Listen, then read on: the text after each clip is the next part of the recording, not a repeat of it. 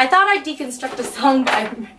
These posters keep falling down. Why? Oh, hey there. 你好. What's up? Hi, 大家好. So we've reached the end of May. Come on, Elise, it's June already. Why are you always late to everything? And it's Asian Pacific American Heritage Month. To celebrate that, I thought I would deconstruct a song by an Asian American artist.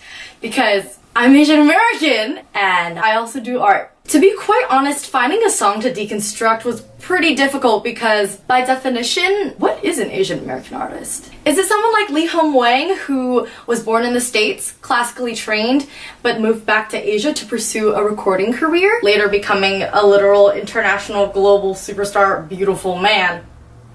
Or someone like Bruno Mars, who's half Filipino and his music reflects what he grew up on. Okay, I know it's super duper nerdy to bring up, but can we please give a round of applause to Bruno Mars for single-handedly repopularizing the 5/7 alt and 5/7 sharp 9 chord because fellas, grab your ladies if your lady fine.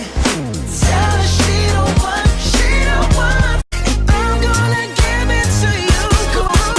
Genius! Thank you, thank you, thank you. Or is it K-pop?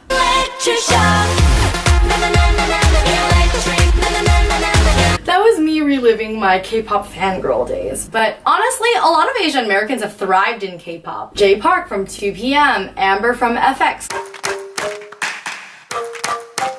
Crystal from FX, who literally has the same birthday as me, like the same day, the same month, the same year, and Jessica from Girls' Generation. So what makes music inherently Asian American? Is that a genre in and of itself? And what kind of music has been born out of the Asian American struggle? I wanted to share my own experience as an Asian American and how it's shaped me into the artist I am today.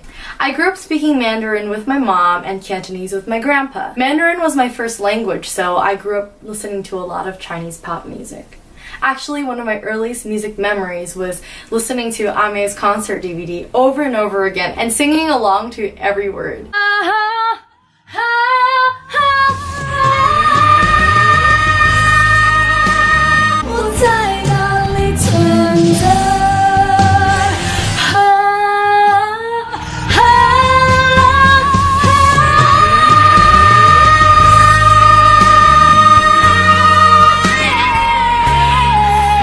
I even got to go to her concert when I was 5 and I went on stage to dance with her. It was so much fun. My mom bought me one of those knockoff compilation CDs from Chinatown, and that's when I was exposed to a whole lot more C-pop. Specifically, LeeHom Wang caught my attention. I could relate to him because he was like me, born and raised in the US, and he later on moved back to Taiwan to pursue a career as a recording artist. When he released his album 盖世英雄, Heroes of the Earth in 2005, I was sold. Instead of rejecting certain parts of him that maybe weren't mainstream C-pop at the time, he decided to fuse everything together in a style that he called chinked out. I thought that was the coolest thing because he was using a racial slur that has been historically used to degrade us and instead reclaimed it as his own. In this amazing album, he fused Western elements of hip-hop, rap, and R&B with Eastern elements of traditional Chinese opera and traditional Chinese instruments into his own style of music. With this album, he created his own identity as an Asian American artist. So today, I want to talk specifically about his song HuaTianCuo, which roughly translates to I made a mistake in the flower garden. So if you know me personally, if you knew me in college, specifically if you were my roommate in college,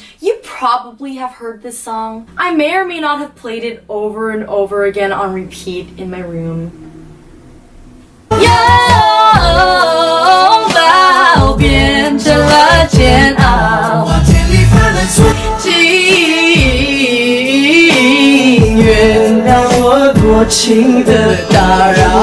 my eyes, it's one of his best songs. Alright, let's break it down. Elise, go. Praise it down, praise it down, praise it down. So let's talk about the arrangement and production of the song. So the song actually starts using completely traditional Chinese instruments. And the first sound we hear is actually the guzheng, which is also called the Chinese zither. We hear a guzheng motif and it sounds like this. So remember that motif because we may or may not be hearing it later in the song. So that motif lulls us into the groove of the song. And it's a perfect transition and we end up hearing another traditional Chinese instrument called the erhu.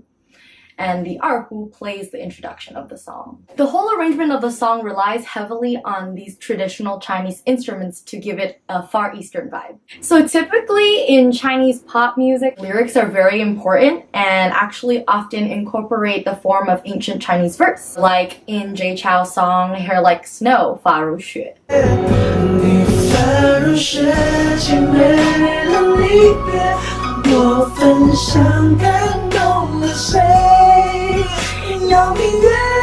Or you can go the complete opposite direction and write something like this.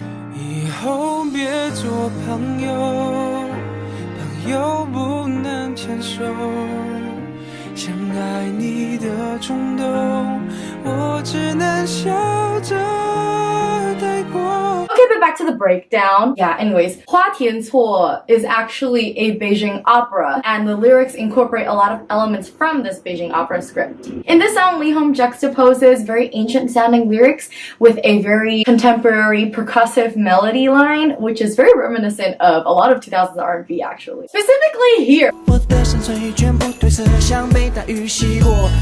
Like, come on, that is straight out of an R. Kelly playbook. Along with the yeah background at the end, it's almost as if I'm back in the early 2000s. I'm not trying to be rude. So remember the guzheng motif I was talking about? We hear it again, this time in the call-in response in the chorus of the song, which I thought was so cool. So the melody line is, and we hear in the call, the same as the beginning of the song. I thought that was so cool that they brought it back like that. And the response melody borrows heavily from the pentatonic scale, which has been used in the Chinese tradition since dynastic periods. Okay, really side note, but synth bass player is killing it in this song. So I just want to talk about the melisma that LeeHom uses in the chorus because it's very, very pentatonic. It actually sounds a little bit like Peking opera. I guess I'll teach a little bit how he does the inflection. So it's so he does like a little trill, which I think is very cool. If I were to break it down, it would be you want to like do a little divvy with it, so it'd be like So I had an amazing teacher at Berkeley. Shout out to Gwen Leathers! And she taught me that there are a lot of specific characteristics of R&B, and she wrote this rhythm on the whiteboard and said, "That's R&B to me." So if we go back to the 1980s, a lot of classic R&B songs utilized this rhythm. This specific rhythm in many, many songs. Up until now, too.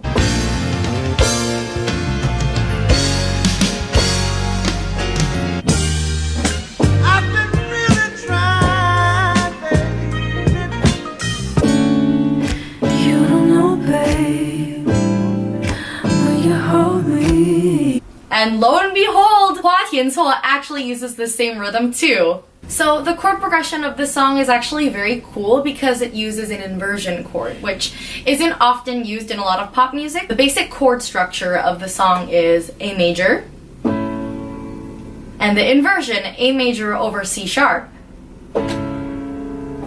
D major, and E major. Put it together and it sounds like this.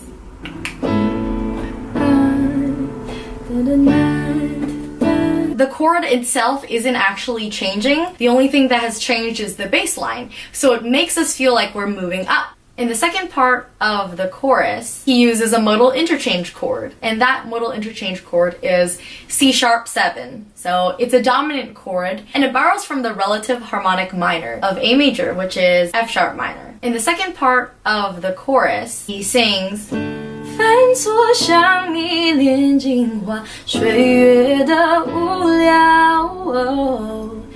I think this is really cool because you're going from the 4 chord back to the inversion, and the bass note doesn't change, it's still C sharp, but instead of having the inversion, it changes to the C sharp 7 modal interchange chord, and then it goes to the 6 minor, F sharp minor. So it definitely spices things up a little bit. It creates kind of a sad vibe, and it goes very well with the lyrics of the song because he's telling his lover that he made a mistake and to please forgive him. In my opinion, LeeHom really opened the door for younger artists to pursue different genres in a particularly solidified music market. He also inspired American-born Chinese, ABCs like me, to celebrate our heritage. Honestly, growing up and seeing him become a successful Asian American artist gave me hope and inspiration that maybe one day I'd get there too. I'm a first-generation American-born Chinese. My mom was born in Taiwan and she later immigrated to the United States after college. Growing up, she enrolled me in literally every extracurricular imaginable, and somehow music stuck. She was actually the one that encouraged me to write my first song. Wasn't me. When I was applying for colleges, I was very worried and completely unsure of what to do. I knew I had been passionate about music my whole life, but I also was concerned because pursuing a music career is what a typical Asian parent would usually steer you away from. But when I talked to my mom about it, she offered me this advice. She said, "Every profession is hard, so why not do something you love?" Those words have stuck with me ever since, and I carry them with me all the time. I'm honestly so grateful to have her support in everything I do. After deciding to pursue music, I've done some pretty crazy things, like sing alongside LeeHom himself at Boston Symphony Hall.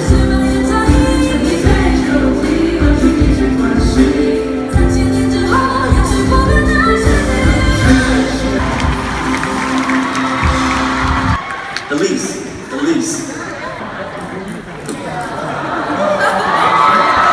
If you haven't noticed by now, LeeHom Wang was like my childhood idol, so. I spearheaded a music video project at school in tribute to him, and he even posted about it on his Weibo.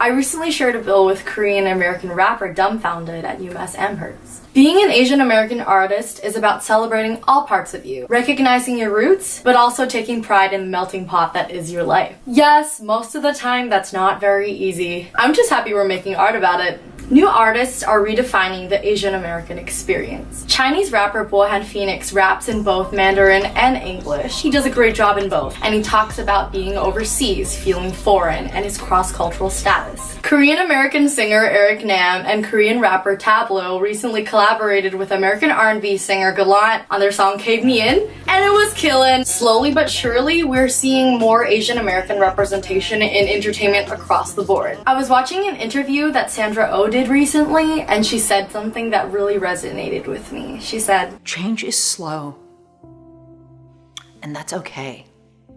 That's okay, because every day the change really has to happen in a much deeper interior kind of way." I feel like the industry is slowly changing for the better. I'm so happy to see representation of Asian Americans in film on ABC's show Fresh Off the Boat. Shout out to Ian! The new movie Crazy Rich Asians, Ross Butler in 13 Reasons Why. I'm sure you know why. And random Amazon service commercials. Every time I turn on the TV and I see an Asian person being represented, I always point to my mom and we get so excited because representation is important. And I really think the time is coming now for more Asian American representation in music. And on a final note, I thought I'd recognize my roots and share a little bit about what being Asian American means to me. To me, being Asian American is recognizing the sacrifices that your parents made in order for you to have a better life. Immigrating to a foreign country, not knowing the language, having very little, and coming up from nothing. So I'd just like to take this time to thank my mom for everything that she's gone through in order for me to even have the luxury of pursuing my passion right now. Love you. Mom, look at me. You look so pretty. The highlight. I'm taking a video. These flies on my window. A winner's in a